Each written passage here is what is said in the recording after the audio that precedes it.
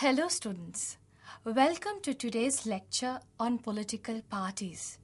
And as we will be discussing the concept of political parties, their functions, their kinds, we will also try to make an assessment of the role of political parties in certain liberal democratic countries and certain transitional democracies and some totalitarian states.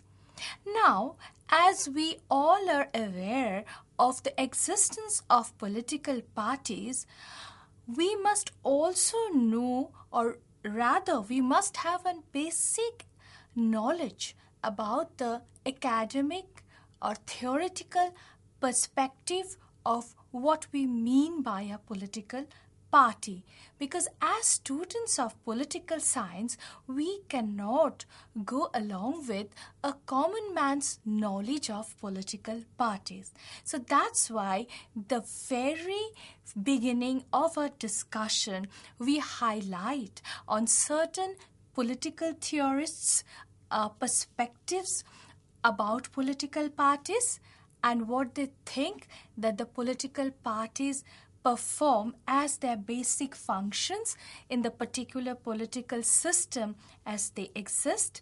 So let us now begin with what we mean by our political parties.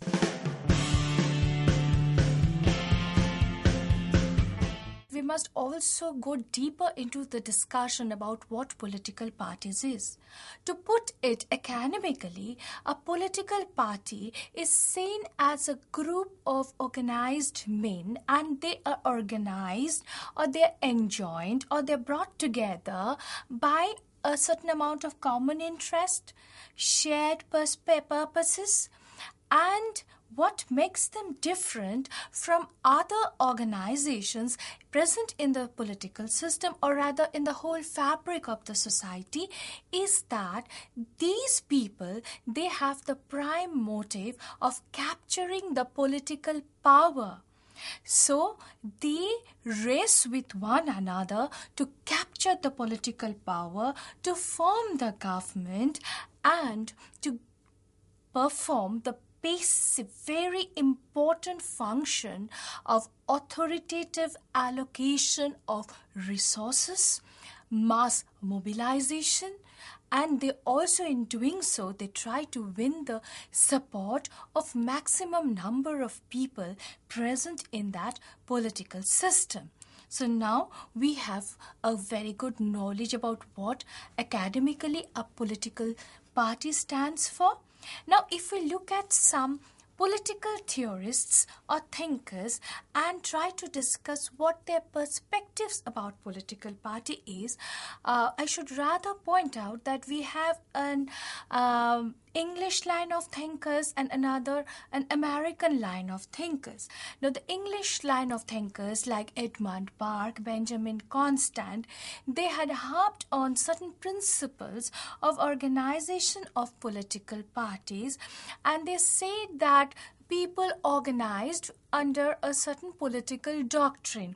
But the American line of thinkers, they differed a bit from the English line of thinkers because they harped on the point that the political parties, they just not are here for doing some charity or public welfare, but they're after seeking political powers, like Schumpeter, then Joseph Pallombra, Myron Winner. They continuously harped on this quest for political power by these political parties. Now, rather, we have the very basic understanding of what we mean by political parties. Now let us come to Maurice Duverger, whom we cannot forget when we think or talk about political parties, and his contribution in the form of the celebrated book like The Political Party, Their Organization and Activity in a modern state. Now, Duvaja, he pointed out that the political party is an organization of people who are trying to seek political power in a political system. This is the most simplest and most complete kind of definition of a political party. But from there, Duvaja goes on to explain the organizational aspect of political parties. Now, if you look at the organizational aspect of political parties, Duvaja said that it can be a caucus type, that's a core group which takes all the decision. It can be a branch party, that is the party having branches all over the country, and the party units or occupational units, they actively try to strengthen the base of the party, maintain the solidarity of the party, and hold the members together. There can also be a cell party, which an innovation of the fascist party, the communist party, where the top leaders, they're scattered all over the country, and the top leaders, they kind of try to garner more and more support for the, or rather solidify the base for the party. There can be the militia. The militia is also another invention of fascist Italy, Mussolini's stormtroopers, Hitler's private army, or Mao's Red Guard. These are all examples of militia, which was a kind of private army which tried to broaden the base of the party. Now, coming down to the kind of membership a party can have, as Duvaja pointed out, that it can be a cadre-based party, as we find in communist countries, and cadre means the notables, the higher-ups, very selected few people comprising the important organizational or institutional structure of the party, and taking the very vital decisions about who is going to be the next nominee for the elections, how the election campaign should go on, and also determining what the policies of the party would be in the governmental setup. And as far as mass party is concerned, it is anybody can become a member of the mass party if he or she pays an annual subscription and sympathizes with the agenda of that particular party. The basic objective of a mass party is to widen the basis or base of the party concerned, so that more and more people comes into the fold of the party. So this much gives you more or less the rough idea about what party is, what the organizational type of the party is, what the membership pattern of the party is. Now, coming down straight to the point, what kind of party system a particular political system has is very important, because as a student of political science, we must try to identify the kinds of political parties that are present in a political system. Now, it is very difficult to imagine a democracy without a party. That's why I will be often using the term in a democratic setup, because in a totalitarian setup, there might be a party, but that party might be formed with another purpose, or a different kind of purpose.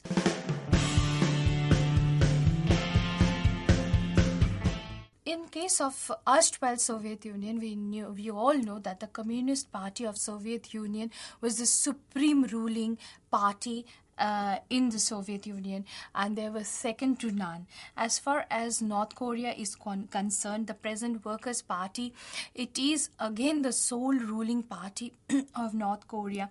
And if we take the case of Cuba, the Communist Party of Cuba, it is again the sole ruling or supreme ruling party of that country. So these kind of systems which have a predominance of one party, we classify them as a political system having one party system. Now, when we come to the bi-party system or two-party system, that means a system having the presence of more than one party but not multi-party. That is, predominantly there are two important parties, as in case of USA, which can be cited as an example of stable two-party system and sheer absence of any third party as such. And again, UK, which is predominantly a two-party system, but as events are turning up in UK, you cannot say that UK is a stable two-party system, because third parties like the Liberal Democrats are coming up, and as the results of 2010 elections show, that they were the determining factor in David Cameron's formation of government. So in USA you have a stable two-party system, but in the case of UK you have viable small third parties which can have say in the formation of government, or which can win seats in the parliament. And as far as multi-parties are concerned, India is the most important example or significant example which can come to our mind, and we experience what multi-party system is as citizens of India. And here we see that sectional interests, whether language, religion, caste, everything is represented in this form or that form through the parties that are present in India. So multi-party is presence of more than one party, of course, and more than two parties also. Here I should make a difference between the functions of political party in a totalitarian system, in an authoritarian system, and obviously in a liberal democratic system. Because if we just take the example of China and the Chinese Communist Party, we will see that the Chinese Communist Party decides everything. The National Congress is there, the Politburo is there, the Standing Committee is there. They decide, and you, in the governmental structure, you have the National People's Congress, its Standing Committee, State Council, whatever. But they are like the mere rubber stamp. The actual decisions are taken by the Chinese Communist Party, and they just adopt and execute it. So it is, in common parlance, what we say, the party becomes the state and the state becomes the party. But the case is quite different when we talk about liberal democratic systems. Here parties perform very important functions which are very vital for the life of a democracy. Like the first and foremost is that the parties, they represent us. They represent our interests. They represent our demands. We elect them. We send them to the assemblies, to the parliament, and we expect them to cater to our demands and adopt policies and legislations which will help us. In that way, the most important function of the political party is representing. Now, while representing our interests, our demands, the parties, they wonderfully aggregate the interest. So we can identify this function as interest aggregation. That is, you have diverse interests in the society, but the parties picks and chooses and creates an agenda which you will be very familiar. During the elections, you are handed over a manifesto which is the best reflection of how aggregation of interests along sections are done by the political parties. So interest aggregation is very important, and by doing interest aggregation, they try to breach the gap, the geographical distances, the sectional interest. There's also very diverse kind of sectional interest. There might be conflict. So in doing interest aggregation, they have everything in mind, and they try to create a framework where they can accommodate the maximum amount of interests or demands. Besides, policy formulation is another important part of the party. It's the role of the party. And we know that if the budget is not passed, the economic allocation cannot be done, and the whole economy will come to a halt. Then every now and then we need legislation, whether it's pertaining to education, whether to women, to children, to human rights, to environment. Everything requires a policy formulation by the party which is in power. Then what about the party which is not being able to capture the power?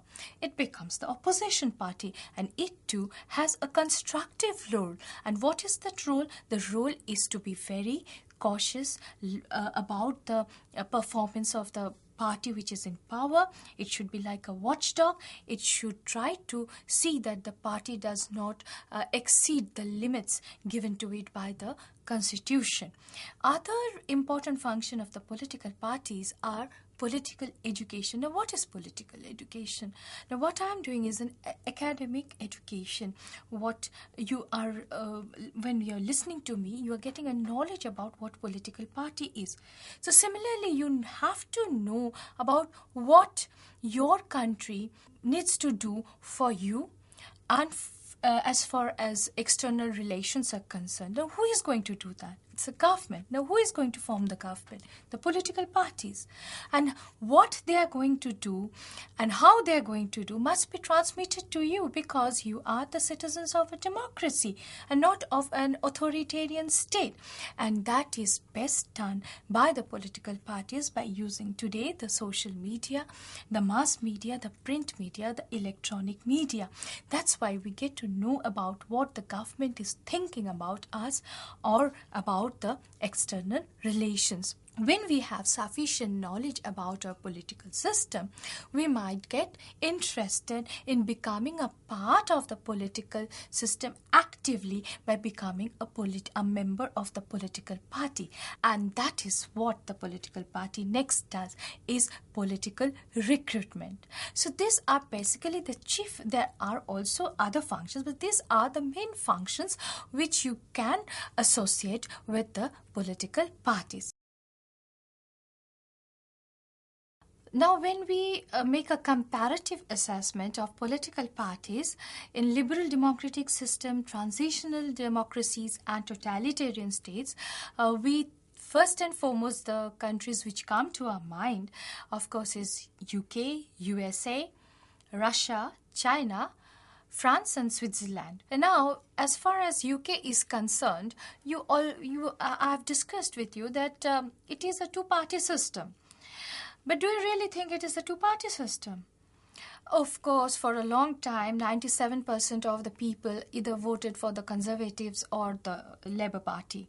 But what is at present the scenario in Britain? And after the Brexit, as far as Brexit is concerned, you saw how United Kingdom Independence Party, they had rallied the mass, and the result of the referendum is known to all, that Britain is going to exit from the European Union. So, predominantly a bi-party country, but now as the future might show us that Britain might see the emergence of third parties, and already we have some Welsh nationalist parties, the Scottish parties, the Irish parties.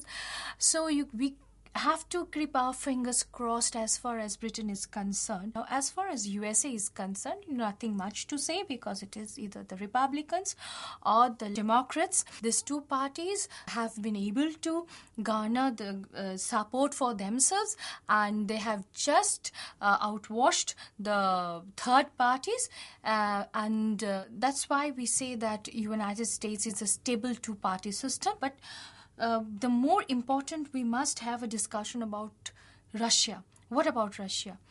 Russia, after the disintegration of the Soviet Union in 1991, when Russian Federation emerged, Boris Yeltsin was the president, then succeeded by Putin, then Medvedev, and again Putin. And more or less, they are carrying the legacy of the Communist Party of Soviet Union. Now, what is that? That is party in domination or dominant party in power.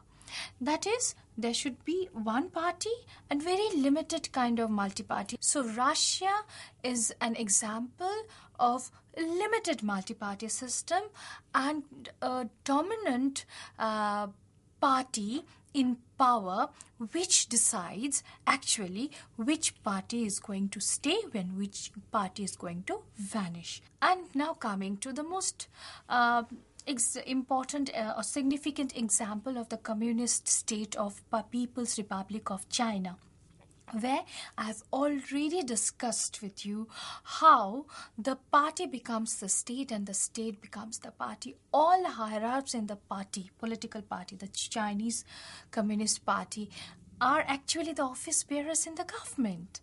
And it's needless to say that whatever the party decides, it's going to be executed and adopted by the government. So it is the supreme ruling party is the Chinese Communist Party, with the absence of any significant alternative to it. And very recently, very currently, the current president of China, he has declared that he will carry out military reforms. And in the name of carrying out military reforms, what he did is he tightened the hold of the Communist Party on the military. Of course, we all know that the PLA is a tool or another arm of the Chinese Communist Party, but this is another kind of reiteration or revamping the control of the Chinese Communist Party on the People's Liberation Army. This shows that how this Chinese Communist Party can assume so much of power whenever it desires to. Okay, and now let us come to Switzerland. Now, Switzerland has worked out a principle which is called a magical formula. Now, Switzerland actually didn't have a multi-party system. It only started to have the presence of multi-party from around 1891.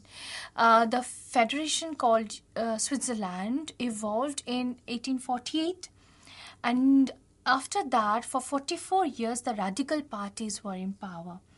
The radical parties, the name as it goes, currently is the Free Democratic Party of Switzerland, or FDP.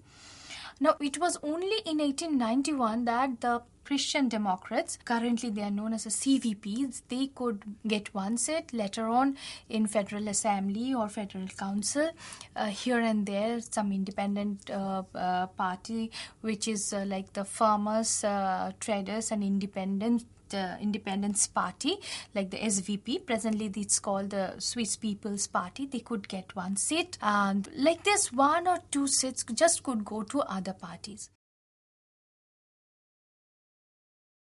Now, the matters became very different from 1959, and at that time, 4 parties were present in the scene. And what happened, they worked out a formula, and which is known as the magical formula. Now, what is that formula? 2:2:2:2:1, 2 for the radicals, 2 for the Christian Democrats, 2 for the Social Democrats, and 2 for the Swiss People's Party. Now, what happened in 2008, the SVP, they lost 2 members. So, those members, they formed another new party, that's the Conservative Democratic Party, which was the BDP. So what happened is that another magical formula was worked out. What was that? 2:2, 1:1:1. That is, 2 goes for the Socialist Party, 2 to the Radicals, 1 for the Christian Democrats, 1 for the Conservative Democrats, and 1 for the Swiss People's Party. And that has been working pretty well, and the future is to be seen whether this magical formula stays or a different kind of arrangement has to be thought about. Now, coming to France, France has been experiencing unstable government, and we have to always look back upon the 1789, the French Revolution, and the formation of the Republic. France at present has the 5th Republic, and here we have multi-party system, and the parties fail most often to secure a majority, and it's a coalition which comes into the. As France has an experience of the French history or the French Revolution has a significant influence upon the political opinion that is present over there. So you have on one hand agreement and disagreement. So this agreement and disagreement happens along party lines. So you have predominantly you used to have the left-wing parties like the French socialist parties, the right-wing parties which were known as the Union for Popular Movement. Now at present, from 2015, they have been identifying themselves as the Republicans.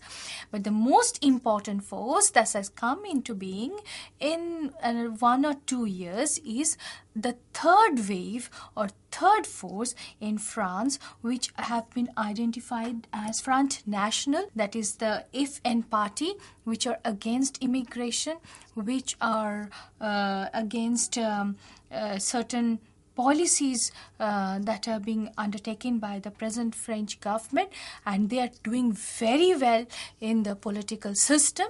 And it is again to see that whether these three forces remain in power, or we have more forces coming in, or again that those previous forces, the left wing and the right wing as they had been, are continuing in the French political system. So this gives you a rather a framework about how to deal with a discussion on political parties. So you have come to know about the definitional aspect of it, the organizational aspect as pointed out by Duvaja, the membership aspect of it, the functional aspect of political parties, and then a comparative assessment of political parties, which is very important for you to understand and comprehend what functions a political party performs, because the nature of political system in which they are, whether it's a democratic, liberal democratic system or a transitional democracy or authoritarian system, it's very important to understand and identify that as far as if you want to make a deep study into the role and functions of political parties. Thank you.